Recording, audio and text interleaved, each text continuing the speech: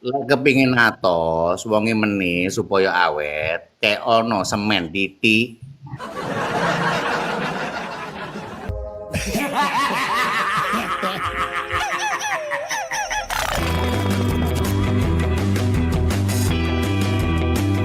Agus ngente iki ku ganti. On cam. Ri, on cam ori. Kon gak on cam iku mripatmu bitor ari. Aja melasai wajahmu ri. Luluk Setiawati Aloha, waduh.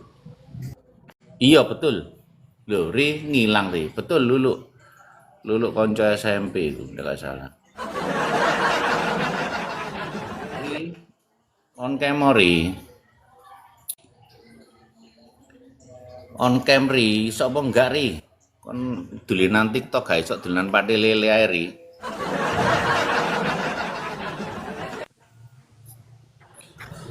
Ri, Sanuri. Iya betul, sampean apa nih? Eh. Piye Ri? Cak Suro. Waalaikumsalam. Piye kahanan piye iki? Keadaan piye Surabaya iki? Aman Cak Suro. Wis kumpul kabeh ta wong-wonge. Lho, mbok kon ngumpul iki prasama kate upacara ta? Kok lek wis kumpul kabeh nyendang didungani ngono Cak Suro. Lho, kon prasama kate tahlilan iki. Lho iki ngarep durung diundang blas kok. Ya apa Ri? Foto kamu kok iso lungs kok gak disetelika ngono. Ya apa Ri? Surabaya Yo iki. mbok iki kan mari gak blas kok. Mari Raya iki apa? Wong-wong iki Mari Raya ya apa? Mari Raya Mari Raya iki kan kadane jare Medurone kan telasan ya Suro. Oh. Telas entek kabeh ya Suro. Oh, ngono Ari. Entek. Sing entek apane dipangan apa? Entek ku lak dipangan. Kon iki ya apa sih? Penginane iki lho ya. Wong-wong sing medhayo nyang omah iki lho. Apa? Kak tibakno waduh, wong-wong galu-galan mangan jajanku ya Suro. Lho. Sik ta Ri, santai Ri. Rungokno mengaku jawaban ya. Kon iki Iya. ugal-ugalan iki prasamu numpak sepeda motor ta mangan? Jajan iki lho galu-galan.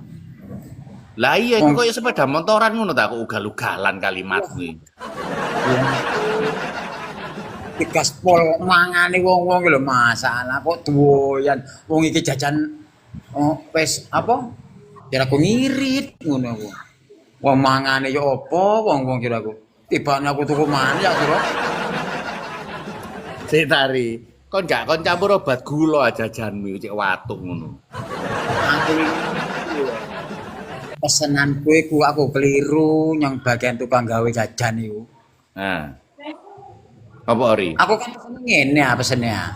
Bu, tolong Sik, tak. aku Ngomong sampean kok gak ono rine belas ngono sih. Kok gak apal iki? Gak ono ri ta? Ya apa Ri? Oh, siap nggih. Lah nggih, ya apa iki Ri? Kan ngono Ri. Nah. Ngene lho Ri, winginane iku kan aku lek pesen jajan iku pasti yang wong-wong iku, ngono lho. Jajan kami. Sik. Pelan, kon pesen jajan nang wong-wong. Nggih. Lah kon pesen jajan gak nang wong-wong iki pas mu nang pocongan ngono ta? Iya, Bu. Maksudnya Lah, iya. apa? Lah iku aku pesen jajan Bu, geryoyoan Bu, ngono aku. Terus? Terus ya apa, Cak Ri? Nah. Ya iki geryoyoan Bu. Lah pesenmu apa anae, Cak Ri? Ya iku, ya marning, ya rempeyek, ya terus rengginang. Terus tak peseni mek aku, ya Suro. Sing gawe iku. Tolong Bu, lek gawe sing atos-atos Bu, ngono aku. Loh. Kok sing atos-atos, Cak Ri? Nek sing penak Bu ya cepet entek riyoan Bu. Aku tuku maneh lah ngono aku. Lho. Lek kepingin atos, wonge meneh supaya awet, kayak ono semen titik. Makane wonge pas langsung gawe ya Suro. Nah, Tabar temenan pesenanku. Wah, atos-atos jajanku. Wih, awet, awet. Sampai saiki sih ono. ya untune rompal kabeh ri, kok iku ya apa? Wong-wong iku lek sing medayor yo nang nggenku iku mikir-mikir rek mangan iki rek. Waduh. Jajan iki kok ngene kabeh modele iki. Marning. Mari ngono. Waduh, sing atus-atus kabeh iki. Makanya aku memang pesen ngono ya, Suro. Lek roti. Lek roti ya, Suro. Ya dimut ngono ae wis entek.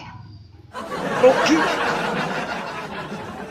Lah sik ta, lah sing nang medayang nggonmu kok parek nom-nom tok. Lah lek wong tuwek untune pasangan, apa gak keleleken untu iku? Ya mangga. Jarene ngene, waduh. Piye rek jajane Pak Sentot iki rek? Kok ngene kabeh iki. Lah padahal enak wis. Dadi momongan mbek ngombe ngono. Wis ngono ae. Berarti jajane iku didelek nang nggone lambe, dicampur banyu, diudek ngono ta, cek lemut. Campur banyu langsung dilekek pil ngono ae wis. Mangga ngene wis sing medayo nang sampean iku menghindar kabeh. Lah sampean racun ngono. Mangan. Jajanku sik ono sik utuh. Ngono Ari. Lah gak kon mangan iku jajane ri, cek merotoli untumu. Wis tak ge. Bisa tahun ngarep. Oh. Meneh-meneh ri lek awet campuran semen, kayak ono formalin. Jangan kok ngeleleng kabeh kok iwalan koyo modele. Wah, Kaya iwak pontas iki lho. uh, Lho, tapi kan awet ri. Awet bener. lho ri. bener awet. Awet, awet. Lah yo awet. Ya. Umur wis cendek. Wah. Lah yo jajan saiki lho ri aneh-aneh. Wis didelek omplung. Adik dilaminating barang iku jajan tak KTP. Iku modele saiki ngene, jeneng lek biyen kan gak. Lek biyen kan los-losan ngono. Lek saiki dilaminating barang ya. Ah iya roti dilaminating, ana bikang dilaminating. Ana apa mah iku jenenge? Sing jaremu mau apa? Apa Mas sing putih-putih? Sing putih-putih iku lho ri apa ri? Keciputan. Iya iki ya dilaminating. Iki mangan jajan rusuhane pole wake ri. Wong-wong iki uru ana ri supaya urip sehat iku ya apa? Ayo ri. Kayak ono ri lah ngomongi iki apal. Oh, Uru ana siap. ngomong iki. Uru ana ya apa? Urip sehat ya apa? Urip sehat iki ngene cara ceritane. Pokoknya ya lek jare wong tua biyen kan ngene ya. Hmm. Lek turu le aja bengi-bengi. Hmm. Lho, lah lek dhek kerjane si bengi maksud dikon turu kan iku ya apa? Lek dibatasi. Lah Suro, Heh, lek dibatasi ki ya apa iki? gak apa-apa. Rokokan iku mek ana peringatan, dibatasi iku gak apa-apa. Kok aja kaya TikTok anyar po riri. Ngomongnya kok gak ono rine ngono rek, ilang. Ciri kasih malah dilang no riri, ri kan ono ri. Ya lah yang ngene ri. Ngene lho ri. Hmm. Nah, jare wong tua biyen iku nek turu aja bengi-bengi le. Iku ngarei rezekimu. Kepada PT. Suaramu kok kalem ri kene apa ri? Ketutup apa mic iki? Nah, iki banter iku mau ketutup apa? Nang dele bantal iku apa? Tutup iki mang. Tutup. Iku topimu iku sik sejarahe topimu iku ya apa ri? Critakno ri, arek-arek iku ri. Iki lho, biyen keting golek iki. 7 dina 7 bengi aku. Gak mangan sego iki. Lho. Tapi arep lontong. Lon lontong entek 3 piring. Ya padha ae ri. Oke ta? Padha ae ulik lho, ulik. Jeneng kok ulik Wulansari ki ya apa? Jeneng kok diulik-ulik iki. Karepe ya apa iki? Senen ono ri. Oh, Mbak Uli kira. Oh, terima kasih Mbak Uli. Mbak Uli, terima kasih. Oh niku terima kasih dikei apa? Kedip-kedip. Dikei apa karo uli iki kon? Terima kasih gayamu. Ning lho. Lho. Wah, aja melarat-melarat itu topimu ae jare tuku nang nggone Honolulu. Topi iki lho. Ngawur sampean niku. Iki critane topi iki wah sejarahnya panjang iki. Kon niku topi tak gajak. Topi ta Mojopahit kok ada sejarah barang. Gobel kabeh iki. Iki gak tak ganti ya suruh. Masalah apa? Gak duwe maneh. Ndagel riri. Iku tak guntinge separuh ngono gak oleh ta topimu iku. Singgarai menarik ya iki. Ya piye sampean iki? Gara menarik ya iki. Oh. Ditarik apa ri? Becak. Jerene iki lho. Mbak Sik ta topimu gak rek menarik iku lho, ditarik apa? Ditarik becak ta tarik Grab? Lho, ya apa sih iki? Kacamatamu ri, meneh karet ono ri. to iki salah ele nemu piye to ki kok angel men iki lho. Lah ya karet ono ri cek gak lugur. Jadi mubeng kene ta mubeng kene kira-kira mubeng kene ya. Ya mubeng nang irung cek gak sambekan. Ngene ta. Oh iya. Ayo seneng kocone apa pingsan ngono sampean. Yo opo sampean iki. Ngomongnya gak ono rine iki wong gak apal. Sanuari ta Sanusi iki. Sing delok iki ri, sing delok iki wong 50 ri. Sing delok iki ri. Sampel kero aku niku, katara ka. Ojo mikiri sing delok ri, bandelok bangga. Awak dhewe ngomong ae tugase ri, ngerti ya? Oke. 50 tahun. Karek-arek kandhanono carane tuku topi kuwi apa ri? Kandhanono ri. Ngene. Iki lek ning online gak ono iki. Ning online gak ada iki. Gak ada ning online. Soalnya aku ki poso. Nang gembong akeh ri. Opo? Gak ono iki ning gembong ri, gak ono ri iki. Wah, gak ono apane digawe sing gledek iku ya topi iku ri. Topi kok ngene iki sampean, yo opo sampean iku? Omong anakmu gak ono apane riri. Loh.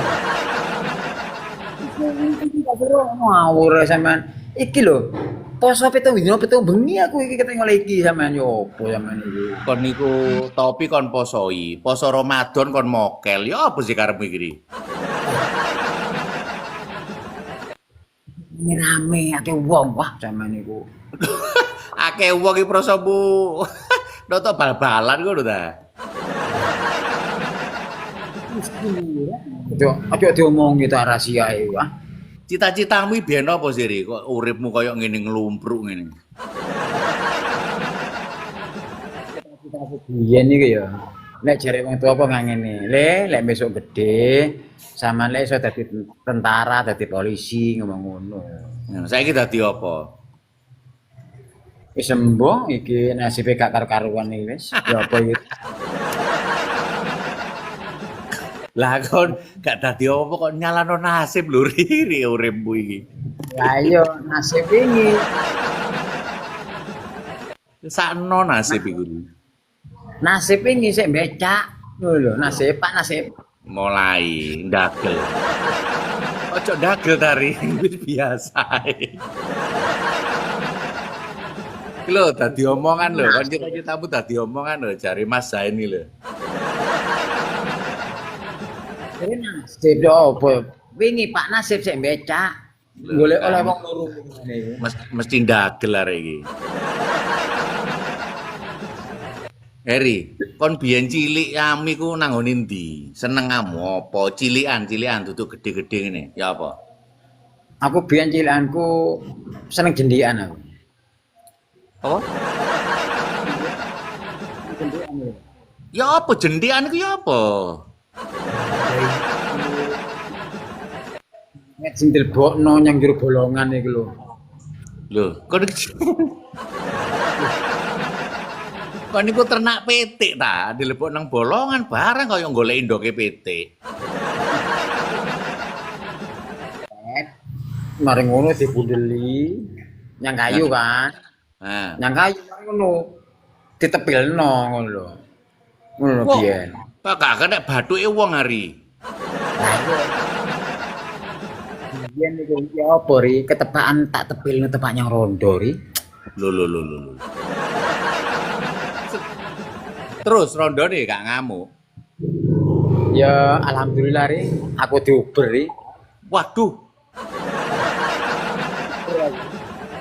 Nguber iku nguber seneng ta, nguber ngamuk ta, nguber lapo? Kate mentungi aku. Lho. Golek rondo ri sing gak ngamukan. Kon gelem nang arep jangan lho iki jek mati rong dina wae. Duduk rondo iku ya cari. Wah, payah. Koncone kok dikek ngono rek, piye to ki? Lah mosok gak gelem. Ngene. Jek rong dina iku jek anget. Iku. Wis rada melempu didik-didik ngawur aja sampean iku. Iku cilikan. Terus wis gede. Biyen asale ndi? Samane gede biyen asale ndi? Aku awalnya kan cilik ya. Sesuk yo gede. Barang gede. Gede ngene iki. Ya awal ya cilik ri mosok awal moro towek. Ngono sesuk yo gede. Lha ngene ri, gedene kok gede kabeh ri. Tuh. Kabeh gede. Kon lek gede sese, ya iku jenenge abu, Cuk. Cara wong lemu lah. Tangane lemu. Sikile lemu. Sik bar ngono wetenge lemu. Apane maneh sing lemu iku kira-kira iku? Apane sing lemu ya? Ya di WA ri cek apal. Kan iki. Gede kabeh berarti. Iya. Kon gak kerja ri. Kerja wis, kate kerja kon. Iya kate kerja aku ri. Terima kasih ya aku wis. Oke ri. Matur nuwun. Iki seri ono Mbak Evata iki. Wah, Mbak Evata iki wah wong iri, wonge liwat ngono sing semaput telu ri lek liwat. Duh. Cak Suro, Mas Jain iki tak kok jenggote Pak Sentot piye to? Lho, iku duduk jenggot iku ngawur arek-arek dikira jenggot arek-arek iku. Iki terima.